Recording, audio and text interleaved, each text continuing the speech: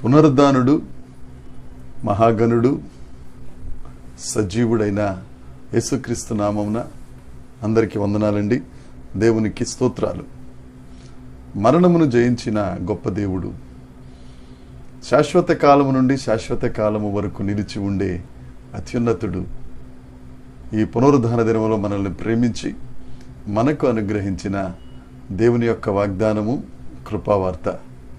2వ రాజుల గ్రంథము 22వ అధ్యాయము 19వ వచనం.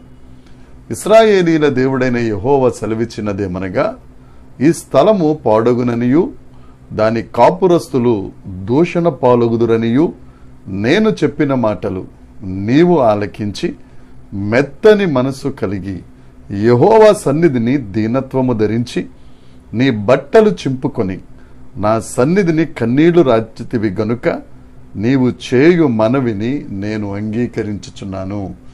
దేవునికి స్తోత్రం కలుగునుగాక, దేవునికి మహిమ కలుగునుగాక.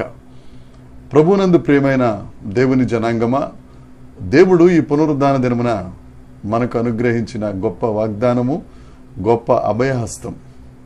నీవు మెత్తని మనసు కలిగి నా సన్నిధిలో కన్నీళ్లు రాల్చితివి గనుక నీ మనవి నేను అంగీకరించాను.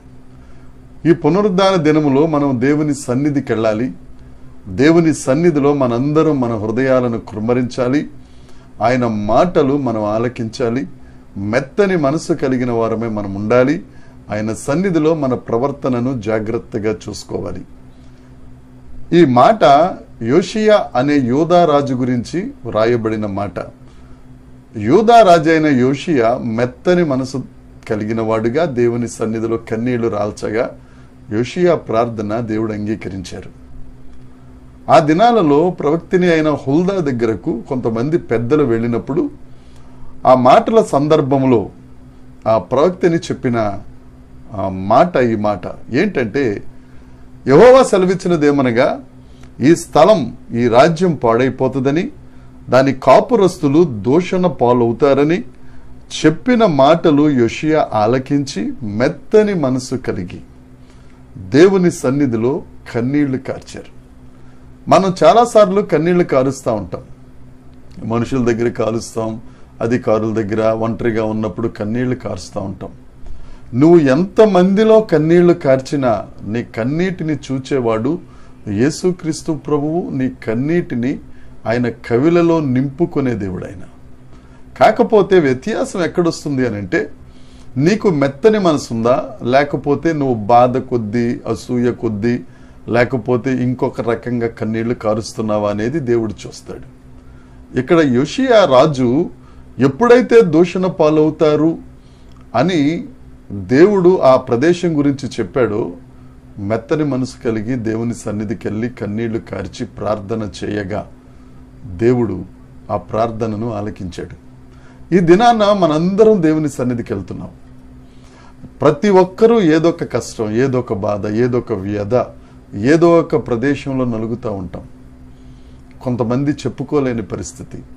కానీ నీ హృదయాన్ని గమనిస్తున్న దేవుడు, నువ్వు ఆలయానికి వస్తున్నప్పుడు సేవకుడిని మరుగుపరుచుకుని నీతో సూటిగా మాట్లాడుతున్నప్పుడు, ఈ మాట నా కోసమే అని నీవు అన్వయించుకుని నీకు మెత్తని మనసు కలిగి దేవుని సన్నిధిలో నీ హృదయాన్ని కృమ్మరించి దేవుని సన్నిధిలో నువ్వు కన్నీళ్లు కారిస్తే ఆయన తప్పక నీ ప్రార్థన ఆలకిస్తానని ఈ దినాన్న ఆయన మాటిస్తున్నారు.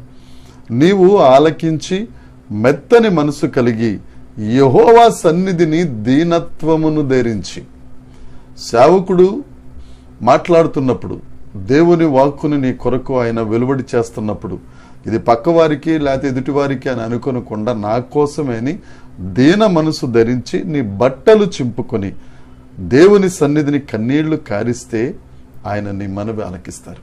నీకు ఏది అవసరమో, నీకు శారీరకంగా ఏది అవసరమో, ఆధ్యాత్మికంగా ఏది అవసరమో నీ హృదయాన్ని చూచిన దేవుడు, నీ కన్నీటిని ఆయన కవిలలో నింపుకున్న దేవుడు తప్పక నీ ప్రార్థన ఆలకించి నీకు కావలసిన ఆశీర్వాదాన్ని దేవుని సన్నిధిలో ఆయన దాచి ఉంచాడు.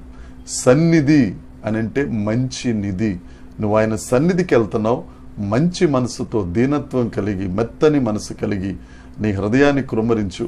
నీ బాధను బట్టి ఆయన సన్నిధిలో కన్నీరు కార్చు. నిశ్చయముగా నీ ప్రార్థన ఆలకించిన దేవుడు, నీ ప్రార్థన మీద దృష్టి ఉంచిన దేవుడు తప్పక ఈ దినమును నిన్ను ఆశీర్వదిస్తున్నారు. నీవు ఆశీర్వాదమును పొందుకొనిన వాడవై తిరిగి రాబోతున్నావు. దేవుని ఆలయానికి వెళ్ళినప్పుడు ఏ బాధతో వెళ్ళావో వచ్చేవాడు ఆనంద సంతోషాలతో నువ్వు తిరిగి వస్తున్నావు. నమ్ము, దేవుని సన్నిధికి వెళ్ళు, దీన మనసు కలిగి ఉండు. దేవుడు నిన్ను ఆశీర్వదించునుగాక, దేవుడు నిన్ను దీవించునుగాక. ప్రార్థన.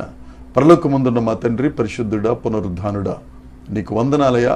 నీ పునరుద్ధాన బలమును ప్రతి ఒక్కరికి అనుగ్రహించి నీ సన్నిధిలో మెత్తని మనసు కలిగి దీనత్వమును ధరించుకుని కన్నీళ్లు కారుస్తున్న ప్రతి ఒక్కరి ప్రార్థన ఆలకించి వారిని ఆశీర్వదించి వారి సరిహద్దులు విశాలపరుస్తున్నందుకై నీకు వందనాలు చెల్లిస్తున్నాం. అందును బట్టి సమస్త మహిమ, ఘనత, ప్రభావములు నీకే ఆరోపిస్తూ యేసుక్రీస్తు నామమున ప్రార్థించి అడిగి వేడుకొనుచున్నాము తండ్రి. ఆమేన్, ఆమేన్. దేవుని కృప మనందరికీ తోడై ఉండునుగాక. మీ అందరికీ పునరుద్ధాన ఆశీర్వాదములతో దేవుడిని ఆశీర్వదించునుగాక. ఆమేన్, ఆమేన్, ఆమేన్.